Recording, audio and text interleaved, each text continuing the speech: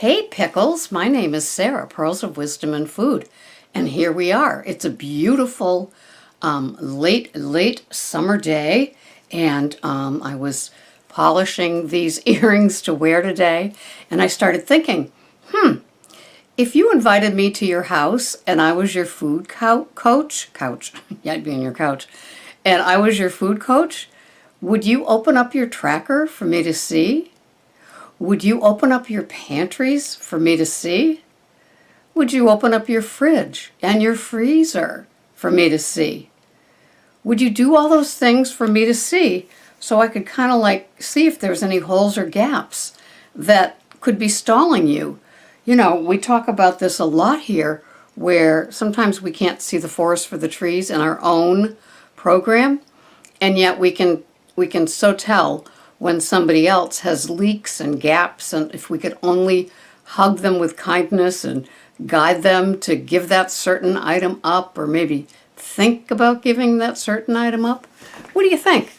So say I was in your house, and how would you approach this? I love this. If somebody came to my house, well, they'd see a lot of junk food, because I'm not the only one that lives in this house, and I am on restriction. I do watch what I eat. I squint at the items that aren't mine to ever go near. And so, Greg can eat whatever he wants. He doesn't gain weight. Why am I with him? Well, how does that happen? Lucky guys, huh? So many of them. So, he's got 2 dedicated shelves for his foods, but we both live here, so it spills over everywhere. So, and how about if I looked at your supplements too? Do you do any supplements? Like I do the maca powder, I do the collagen peptides, I think they're called, from Marine something.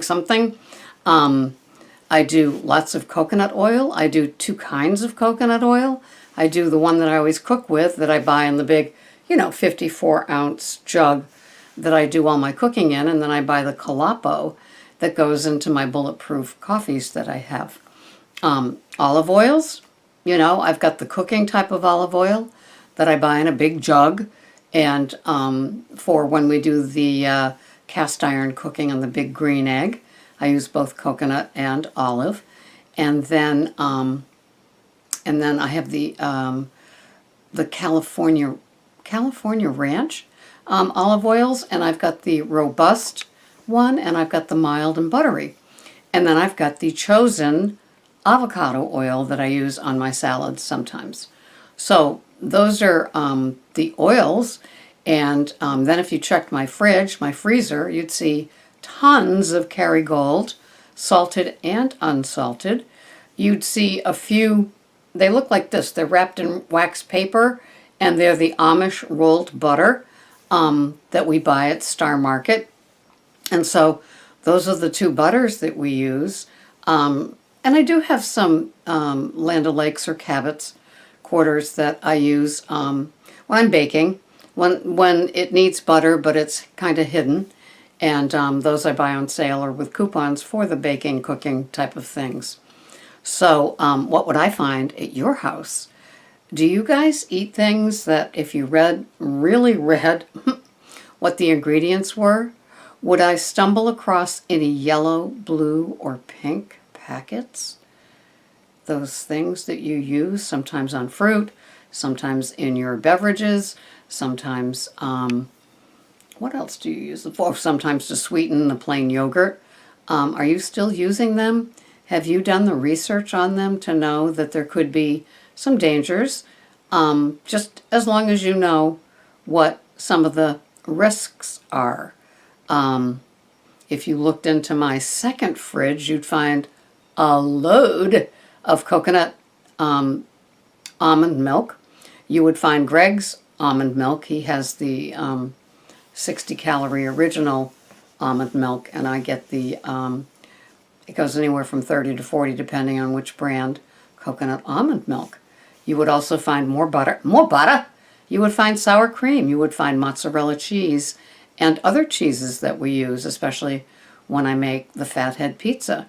You'd find coconut flour at my house. You'd find almond meal, finely ground, to use in my fathead pizza that I'm planning for tomorrow night. You would find a lot of Classico spicy red pepper sauce that I use, and I usually add a can of diced tomatoes to that. And I used to make, not buy the Classico. I used to use tomato puree. I used to make it from scratch, and then I just simplified. So it's got all the flavors and seasonings, and it's very low in sugar. I think it's something like 4 grams in half a cup, and that's okay with me, because that's usually the amount that I'd put on my spaghetti squash. What kind of things would I find at your house? Do you have nut butters? Do you have cool nut butters like cashew or macadamia or almond, things like that? I like Teddy, so I buy that. I also buy the organic peanut butter that they have at BJ's. But the Skippy, the Peter Pan, and the Jif, pretty much the Skippy is Greg's. I don't have any of that because a lot of times there's high fructose corn syrup in those standard peanut butters. How about bacon? Do you buy the uncured yummy bacon? I've got some Vermont Smoke and Cure, I think, uncured. But I have to tell you, true confession, I like my Corando apple smoked bacon. And yes, it has the nitrites and the nitrates in it. I don't have it that often, but I love that Corando. I think it's one of the best brands. I did buy a 3-pack of Jimmy Dean's because it was on sale. That is the saltiest bacon. God, I'm working my way through it only because I spent the money on it and I hate to just toss it. But what kind of bacon or cold cuts or processed meats would I find in your house? Cheeses. What kind of cheeses? I aim for raw cheeses. Organic Valley has them, so does Cabot. Rather pricey, but worth it because the probiotics stay in them when they're raw and unprocessed, unhomogenized. So there's that. Then in my freezer, you'll see lots of containers of soups that I made that I freeze in one meal canisters, little, grab and go things. For those nights when it's just that simple. I've got a lot of packets of grass-fed burger and the little 1-pound packs. I also have some bison burger that I buy at BJ's in the, I think it's a 2-pack or something. So that's the sort of stuff that you'd find at my house. I also have some soda water because sometimes I like that.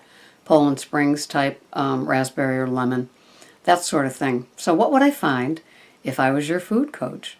What would I find on your tracker?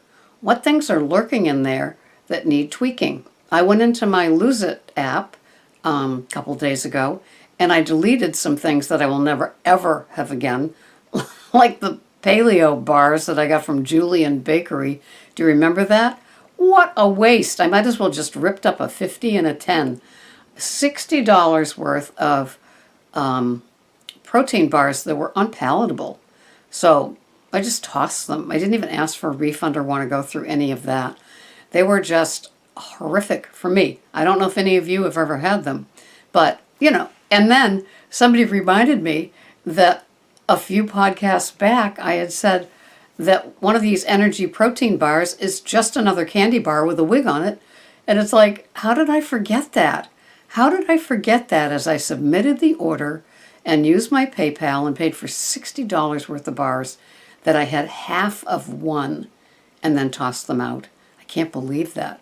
So I've made a lot of mistakes as I've transitioned into Weight Watchers, out of Weight Watchers, into low carb, high fat / keto. And it's just the nature of the beast. And hopefully I'm tweaking and I'm adding good things to my food plan. Hopefully you are too. Not things that need to be omitted or really researched before you eat a lot more of them. Just saying. Anyway, this has been Sarah. If I was your food coach at your house, sleeping on your couch drinking your bulletproof coffee. What would I find? Have a wonderful day. This has been Sarah, Pearls of Wisdom and Food. Bye-bye for now.